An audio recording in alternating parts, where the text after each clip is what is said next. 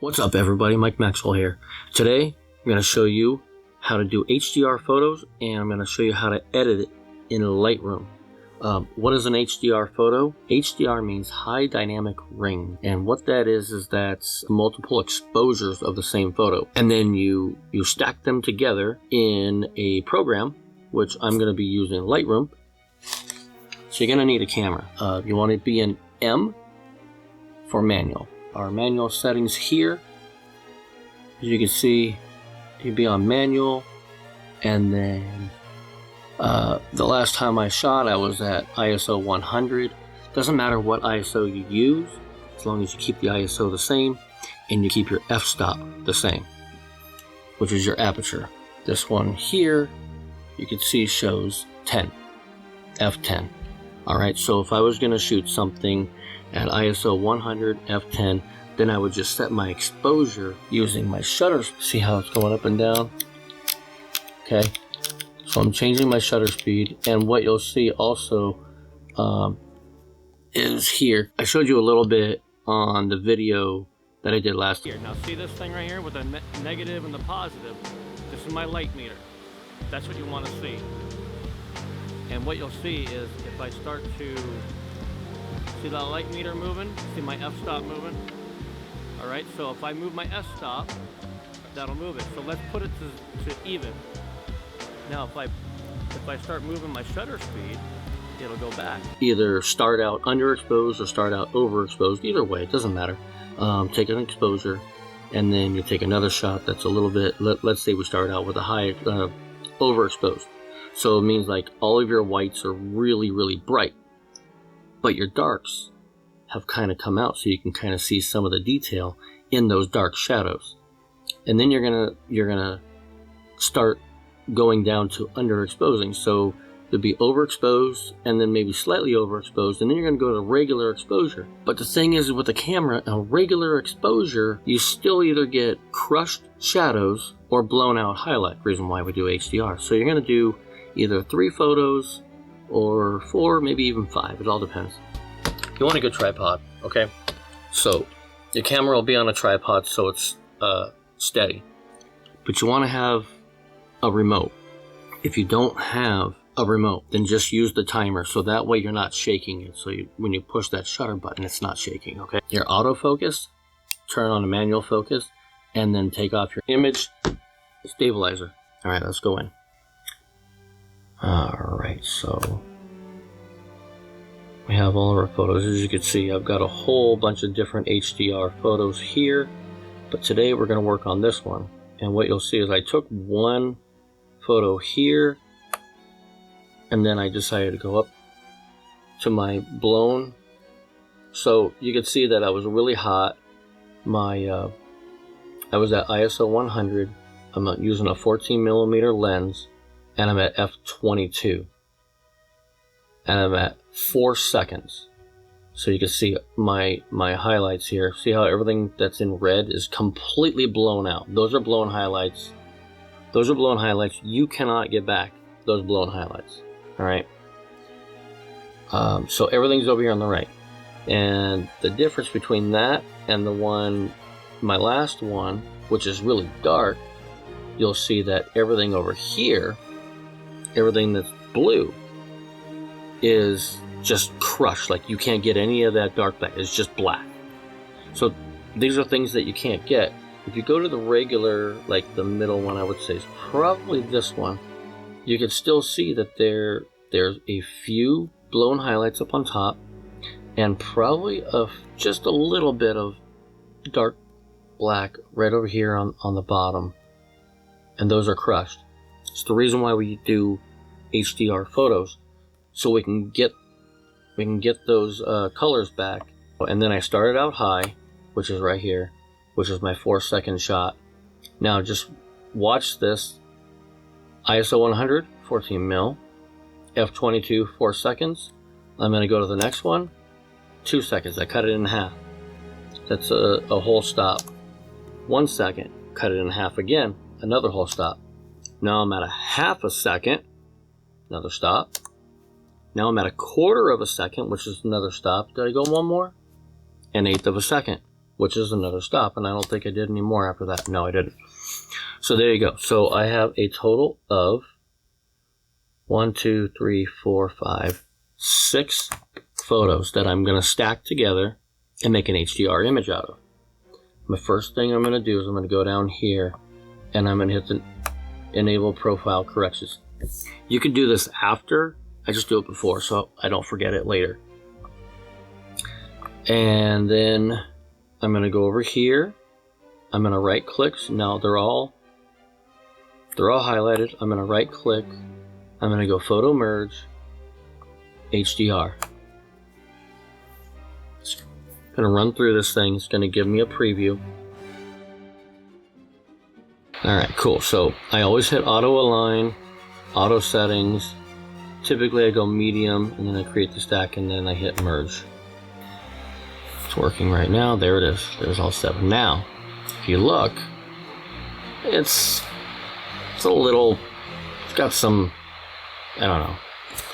It almost looks like it's logged, like the log feature, but you can see all those crushed shadows here, and then the highlights up here. I used F22 because I want the full depth of field, so I want as much in focus as possible. The higher the f-stop, the more depth of field. Also, the slower the shutter speed you can get because you're actually cutting out a lot of the light. Is you can change your white balance. I'm at 5150. You could change it to whatever you want. 5150. You can change your tint. So my exposure I could change. I can go all the way down and go all the way up. What you'll see, so there's really dark, but you can see that nothing is over here in the highs, which means these are not blowing out anymore. And if I bring this up, so now I've made those blown out, but I don't have any darks that are crushed. So we can kind of mess with this here. So what we're going to do is we're going to mess with the highlights or the exposure first, to bring up the contrast. You can, I always go far just so I can see what's being done. Most of the time I end up doing not too far at all. Highlights I usually bring down pretty far. The highlights are anything bright. And then my shadows you can bring up. You don't want to bring up too far because then it doesn't look realistic, you know. Like that, I mean, like, I like this. It's okay, but I think it looks a little unrealistic. So I'll bring it back just to give it a little bit. It was still dark. I mean, it wasn't dark, but it was morning. It was like 7 o'clock in the morning. So my whites, I'm not going to bring it too far up, but I want a little bit. I mean, I want this as natural as possible. And then my blacks, let me bring it up a little bit. Clarity, a little bit too much. So we'll bring up the clarity a little bit. Dehaze. So most of the time, I'm not going to do too much. But like I said, I'm going to take it to the full extreme because I want to see what it's going to work on. My vibrance. Sometimes if you push your vibrance, you want to drop your saturation a little bit.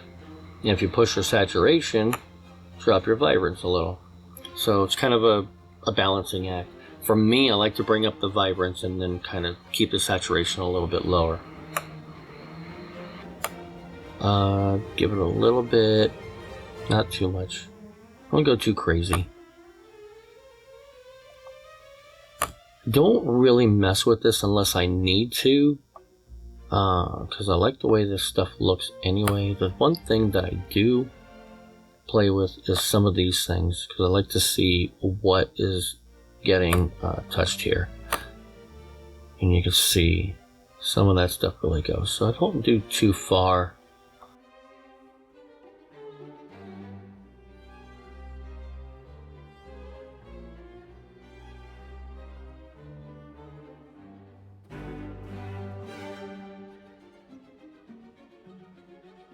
I will do some sharpening. I mask it, my noise, I barely put a little bit of that on it. Usually hit the chromatic. Might be able to take some of that off. There you go. Took that off. And that is pretty much what I do in Lightroom. From here, let's see what we can do. So sometimes, depending on what I want to highlight or change, give it a little extra, you know, like, you don't want to go too crazy, but you might drop the saturation down and then it just makes it look white. See what I mean? Or you can bring it up, but typically I bring it back down just so it looks white, and then it's not changing this up here. And then you might want to, if you have this here, you might want to like bring up just a little bit of light on this guy over here. And what that'll do is that'll give a nice balance, because you got a lot of white here, and then it'll kind of balance it out here, and it's almost framing the whole thing. Like the whole thing is framed with all these trees. There's a waterfall, and then this is like a nice balance right here. So it's pretty decent. It works out. I think I'm going to bring this up just a little bit here, and I'm going to use this right here.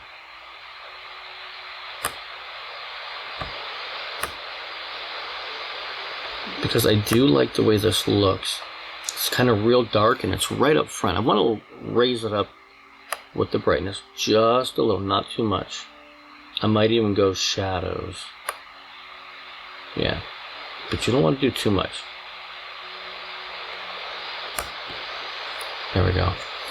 Looks really good. And then these are really dark too, so I'm going to pull that up just a hair. I'm actually going to use this.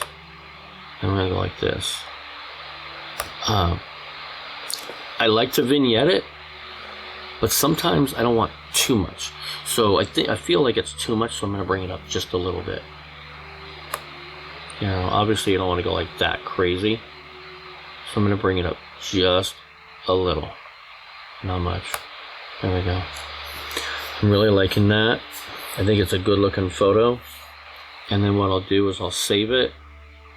You take that, you save it, might put it into Photoshop, maybe do a couple little extra things. If you don't like something the way that it looks, maybe you can do some AI stuff with it. I don't know. But that's the way that I do an HDR, and that's how I edit my HDRs. Not every edit is identical. It's subjective. It's whatever you feel that you want the photo to look like. So that's it. Guys, if you like this type of content, I would hope that you would subscribe and maybe leave a comment and let me know what you liked about it, what you didn't like, so that way I can make more content and cater to what you guys want. Alright, until next time, I'm Mike Maxwell, and I'll see you.